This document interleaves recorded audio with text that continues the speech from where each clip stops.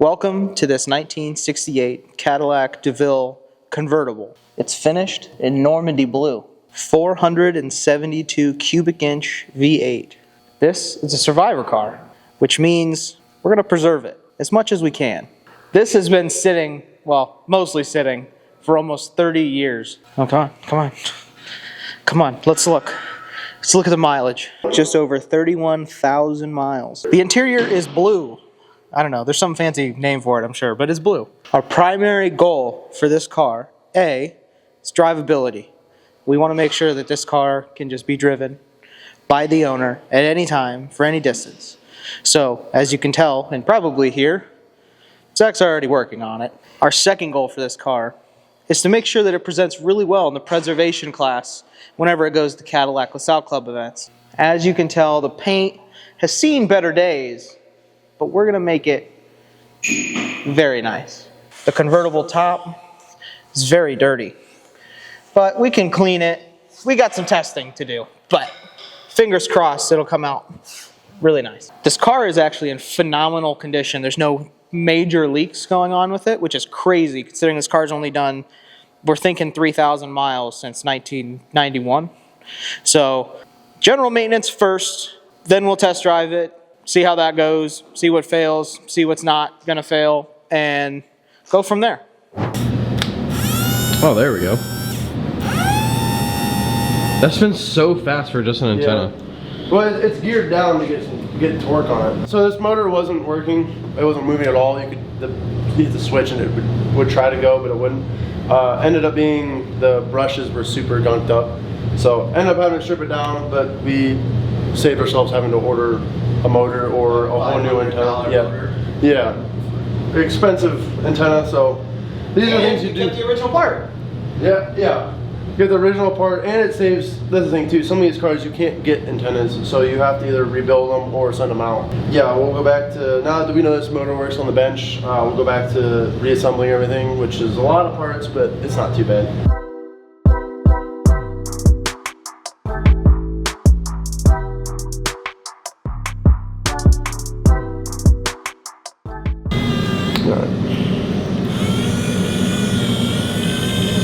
Okay. Nice.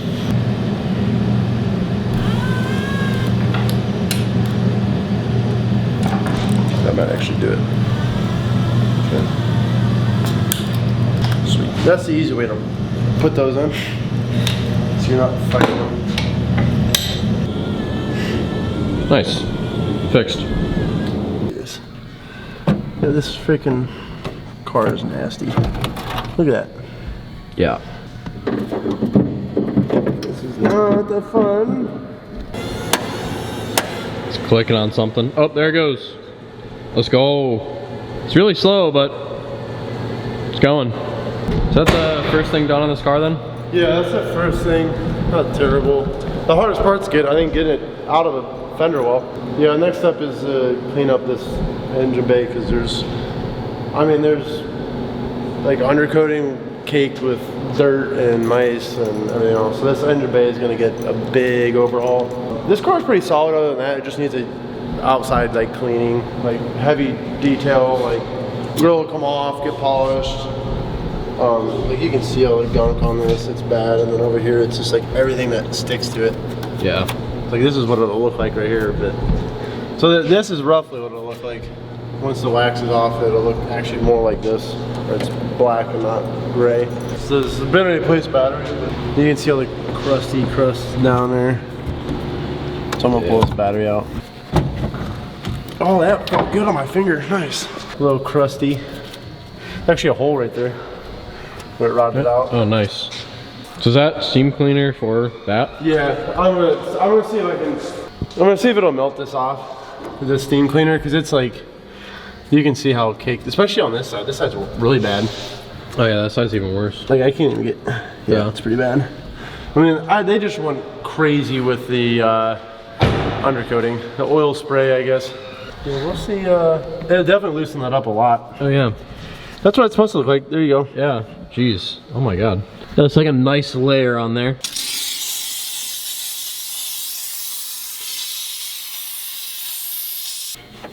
There you go. Nice. Oh yeah, way better.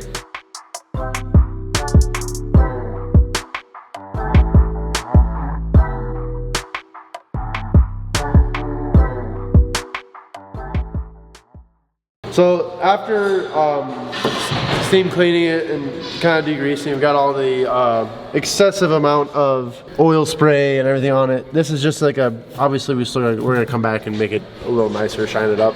But as you can see, the other side definitely caked, just even right here where it's not even just a difference here, but definitely way caked, way more than it should be. There should be a little bit, but not all over the place and on belts and on hoses and stuff. So about halfway done with it here, so definitely take some time to get it cleaned up, but it's getting there. So this is as meticulous as we get here.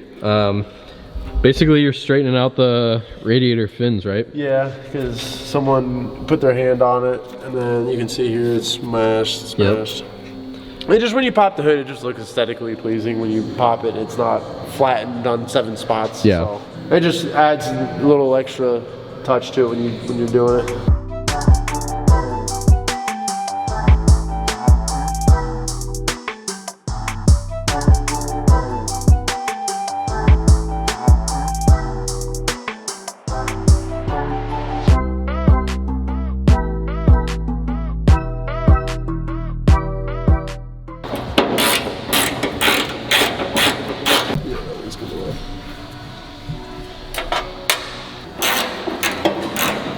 After wash, we'll go through and pull the emblems off. The easy ones, nothing like we gotta dig to get, but all the easy ones for correction makes it easier on correction instead of go around the V or possibly damaging any of the emblems, or some of the lettering too will pop off if it's easy to get to.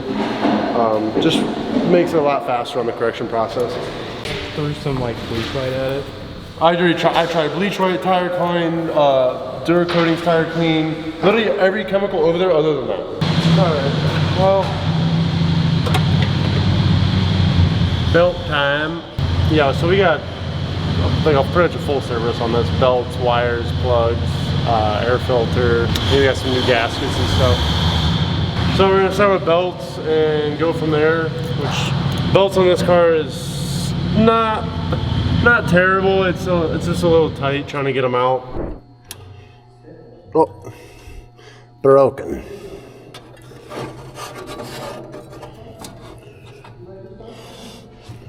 Oh, yeah, there's no way I can get to that. This is, ooh, actually I might see if I can get it. Maybe not, that's so far down there, okay.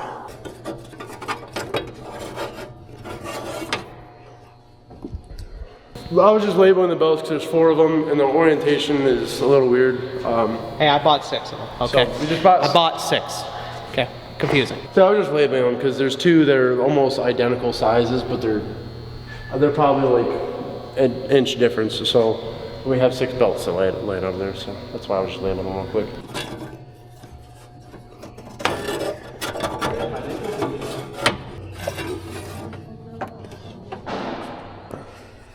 I like completely brain farted on what was going on. I like put this belt on, I was like, where's this routing go? Okay, first one's on. Obviously, main reason for changing belts, when we do test drive and make sure do the shakedown on this car, we don't want belts to snap or anything, just kind of avoiding issue while doing like a shakedown on it and just kind of preventative maintenance for it as well.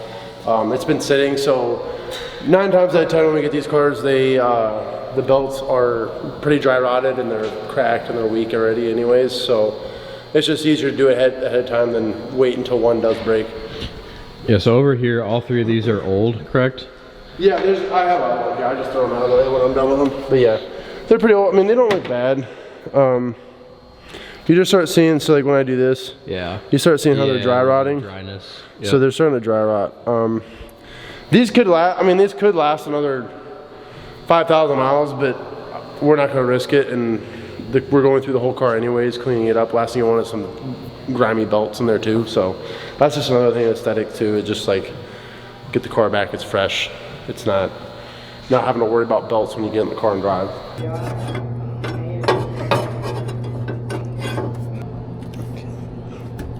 Yeah, loosen that some more.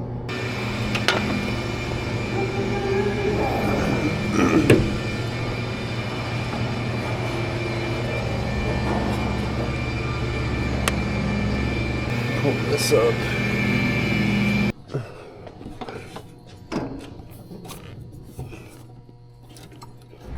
So now we got belts all done. I just gotta tighten 2 more belts real quick. But next step we'll do spark plug and wires, and then we're gonna rewrap these wires. The old fabric, like heat, like protected. I don't even know if it says like heat, but the old like fabric wrap for these wires just kind of dismantled when we were steam cleaning it. So we'll rewrap those and kind of make it look more like OEM again without having a bunch of colored wires hanging everywhere. Oh, that one right in the knuckle. Oh, that one hurt. These are gonna be knuckle busters. Yep. Ooh. Dude, we got champions, dude. Last time I saw champions were in the lawnmower.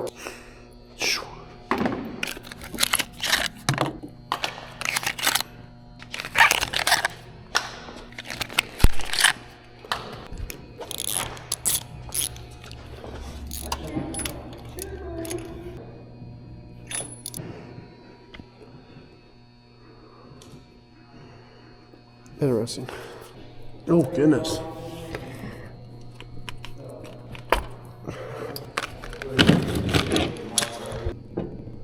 Oh, goodness gracious. Interesting.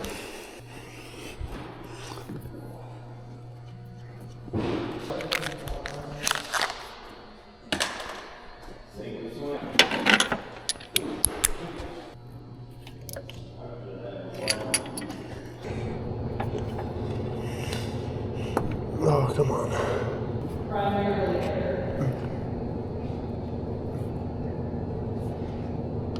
There he goes. Come on. Oh, no. Okay.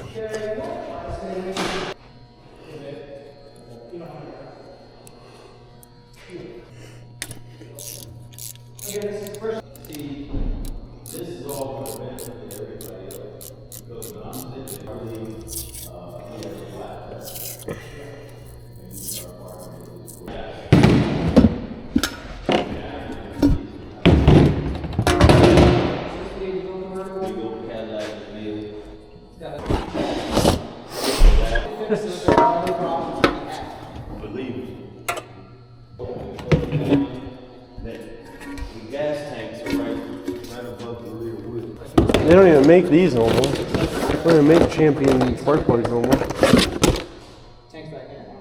There's all. Last time I saw one of these was on a lawnmower. Really? Champion? Yeah, Champion stopped making spark plugs like forever ago. But we went through belts, going through kind of just a refresh on everything. We went through the belts, all new serpentine belts, all that stuff, all the fun stuff there. New wires, spark plugs, just to kind of, so when we are doing our kind of just shake down on the car, we're not dealing with issues like misfires and stuff, so we can kind of, if we do have an issue, we can diagnose it easier. We're not dealing with old wires and old plugs. And then did do a new ignition coil with the wires, and then we did rewrap these the engine harness wires, because the old wiring loom was, the old tape on it was just falling apart and was just making a mess more than anything. So rewrapped those and just kind of gave everything a refresh. Did the air filter as well. Just kind of gave the whole engine a refresh, so when we do go to test drive it, it's not dealing with a bunch of issues. It makes it easier to diagnose stuff. Yeah, so like you were saying, just new filter, new plugs, new wires, pretty much, I mean, everything on the externals of the engine that you can touch pretty easily was just changed out, like you said, just so that if there is something wrong with the test drive, it's, you know, we already did the spark plugs, we already did the distributor, we already did the air filter, so it narrows it down to more in-depth things rather than starting with all of that and having the same issue. So today we're pulling grills because they're covered in undercoating and they're just easier to pull off and kind of take apart and clean. We got to pull the front bench seat because it only tilts, doesn't roll forward, so I got to look at that. And then we got to pull the rest of the emblems off. What usually goes over here? I forget. Sometimes there's a sensor that normally sits here. I think it's for the auto high beams. I forget what it's called. Auto high beams. Centennial. Dude, they had that in the 50s. That's bro. insane. They got a 55 with auto high beams. People just don't know that. That's actually crazy. So you're getting these out. So yeah, I'm taking these out and then taking the grills because you can see a bunch of buildup. Not necessarily on the back, but like down between here, it's gonna be so much harder to clean. Oh yeah. And especially over here where there's, like, I steamed most of it out. Yeah, I see what you're saying. But they like oversprayed the whole back of it, so you can look back here. It's just nasty. Like all this grime that you'll just never come out. Like that, I can clean that once this grill's out of the way. Right. Makes it a lot easier to clean. Sometimes more time to save time. Yeah, it's like beat around the bush and try to clean it on the car, and then you have more time doing that than just taking it off, cleaning it, and putting it back on. Yeah. So this is why we pulled these off. They just went a little crazy with. Yeah, you can see a lot better now that they're off. It's like a wax, or like it's not even really oil spray. It's more wax. Yeah. Which is like you have to use solvent to get it off or steam it off. Yeah. So yeah, and then when you're here, yeah, it's way easier because trying to get the bottoms of those when it's mounted to the car, it's a pain in the butt. Yeah. All right, so we got the grills out onto the seat. Kind of a pain. I can get the front bolts, but the back bolts won't come out because the front seat won't move forward. Motor is working, so I'm assuming it's there's either the cables went bad or there's the gears inside that probably broke because they're old and brittle. So now I have the fun task of trying to get to the rear bolt so I can pull it so I can have access to everything. Yeah, you can't even see any bolts at all. So I can't even. Yeah, there's like just nothing. The bolts are like right where the seat belt's at. Huh. So it's gonna be interesting. Yeah, I mean this like. Yeah, it did work. The battery's off now, but yeah. So the two ways I can do it. Either I can take the cable off and try to manually roll each side up, which is probably the route I'm going to go if I can't get the carpet back enough to get the seat out. So there's going to be a process with this. So I did manage to luck out the seat adjustment, was able to rise up, so I was able to get the rail cover off and then actually pull the carpet back and have access to it. I mean, you can barely see right here. Yeah, that's where he's working. It's pretty tight. It's better than the whole seat being in on, because then that would have been a lot harder. Thankfully, I was able to. I still have most of the movement other than forward and back, so that kind of saved me some time trying to wiggle away in there. But so yeah, now on the other side. Pretty cool interior though. Yeah, it's pretty cool interior. Yeah. Just got the other side. We'll obviously when we get this out, we'll do like the full service on it, re-grease everything, because the grease is probably all like rock hard and probably not helping anything. But yeah, so all we got is the other side, and then this thing will be out.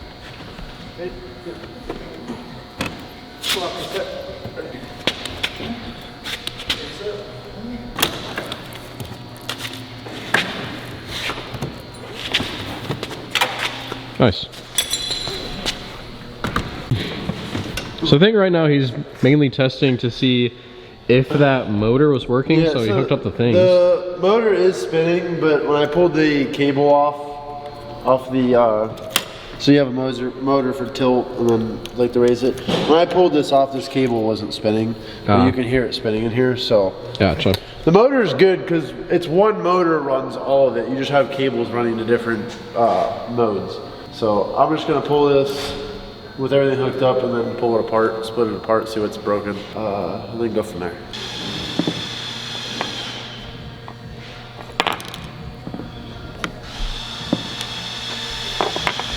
Like all this grease is like, this is tacky. It's not even. Like, you think it's just seized up? It's probably just the, all the grease in these like older parts just get like almost like a dried peanut butter is the only thing I can explain it. Like it doesn't, like it gets hard. It doesn't, like and then it stops working and then these all bind up. Yeah. Yeah, so that one you can't spin like at all, this is right? dry. Like this, some of the stuff on here is just completely dry. Like you have to almost scrape it off. And obviously, basically like glue in there. Like there's no like. Oh yeah. There's not even anything that's like greasing these between these. Yeah. And what is in there is super sticky, so it's like. Just binding. Yeah, I bet you it's just binding because everything else seems like it's moving free. Yeah. Oh, I just dropped one. Everything's spinning. All the gears are spinning, but these solenoids, when essentially you put electric to it, it shoots the piston down, or the solenoid, and it actually pushes this slider down, which then makes contact with the gear. It's so seized on this one, it won't even, essentially the solenoid is not moving. So the motor is just sitting here spinning away, but it's not engaging anything. So essentially it's just like neutral, just spinning the gears. Oh, so you're literally having to like manually press that out. So essentially I'm gonna have to like clean these off. Yeah. It's like, a lot of that's dried on there. I'm gonna have to clean it off and then re-grease everything. But I was just getting it to move. Can't even get it to move. Yeah, that's dried. Oh my God, yeah. Yeah, it's like, it's literally just almost, It looks like just caramelized. it looks like Gorilla Glue. It's so dry. Wow. That's insane. So we'll So that'll be it. yeah, so I'll clean everything up, kind of polish these up a little bit, and then re-grease everything, and it should work just fine. Also, side note, all the front grills are off, and this is what the car looks like without them.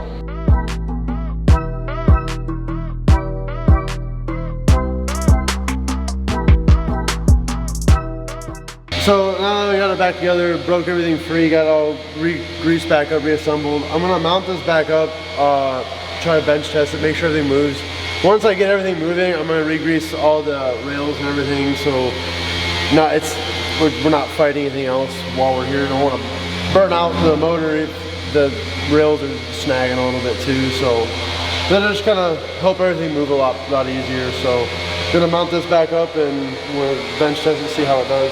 All right, now that we got it all hooked up, we'll bench test it, make sure it moves, which seems like it's moving pretty good. Yeah. I already sprayed some grease down on the rails. So it looks like it's moving pretty good. Everything is functioning. Get all our movement back. We have, obviously I'm gonna test everything else too. So we got our forward back working again, which is good. So now we've tested it, ran it up and down a couple times. We'll put it back in the car. Easy fix for the most part. Thankfully it wasn't a motor, but. So that is gonna be the first video on pretty much bringing this car back to life to its full potential. If you guys do wanna see this thing get finished, make sure that you guys drop a like and subscribe, and we'll see you guys in the next one.